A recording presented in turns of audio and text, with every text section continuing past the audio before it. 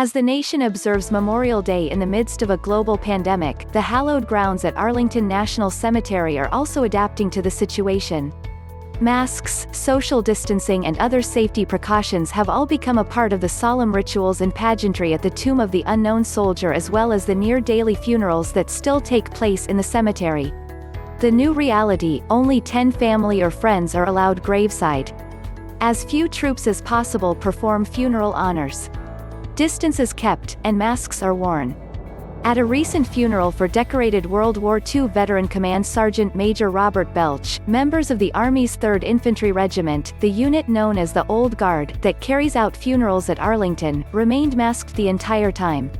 The flag that covered Belch's casket was not handed to the next of kin, but was gently laid on a table next to the grave to avoid physical contact, as is the case for all other funerals in the current environment. Even the ceremonial rifle platoon on hand to fire off their salute at the end of the service wore masks, while the entire funeral party stayed physically separated from one another. Captain Doug Rode, who returned from a deployment to Iraq last October, is now the commander of Bravo Company with the Old Guard. His unit still trains for and works to ensure it delivers the same dignity and respect at every funeral despite the changes. It means a lot to me that we can still be there for the families, even though, we are dealing with a lot as a country right now, and we are able to stay constant and maintain, the level of professionalism and be there for those families as they lay their loved ones to rest, he said. On some occasions, Rhodes' unit even carries out funerals alone because the family of the fallen was unable to travel to Arlington due to safety concerns. Our heart goes out to them for not being able to be there with their loved one as they are laid to rest, but I hope they take comfort knowing the Old Guard was there, doing the funeral the exact same way to the same level of professionalism with dignity and honor for their loved one, Rhodes said. COVID-19 has still managed to idle some of the more iconic scenes at Arlington.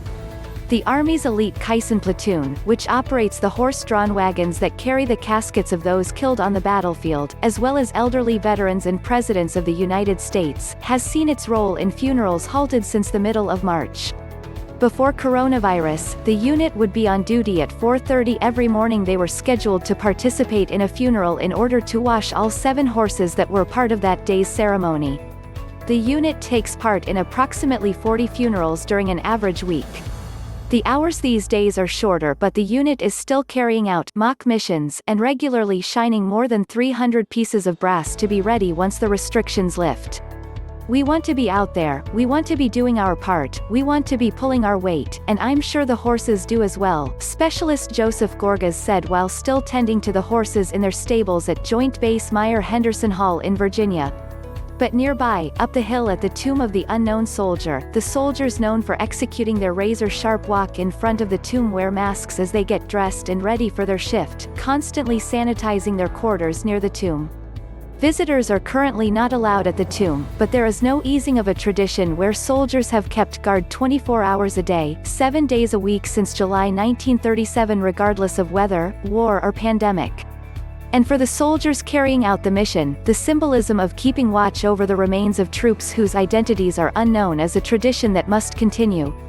They had goals and they had ambitions and they weren't able to fulfill that, Sergeant First Class Chelsea Porterfield, who is the sergeant of the guard, said of the men who lie in the tomb.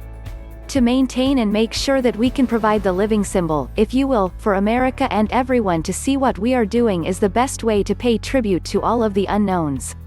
For Sergeant Jacob Hammond, who is also a part of the unit, the frequent temperature checks and other measures that have become a part of daily life at Arlington are just a formality they must adhere to. The mission will continue no matter what, and it's the soldiers that continue the mission, so just ensuring that they are taken care of is the best way to ensure the mission is continued, he said.